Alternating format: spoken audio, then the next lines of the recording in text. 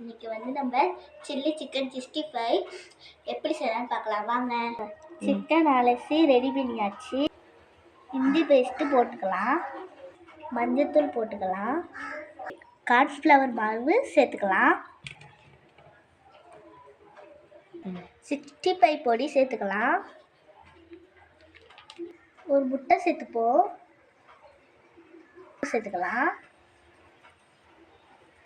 Lemon புளிஞ்சு விட்டுக்கலாம், நல்லா மிக்ஸ் பண்ணிட்டு 10 நிமிஷம் ஊற வச்சுக்கலாம்.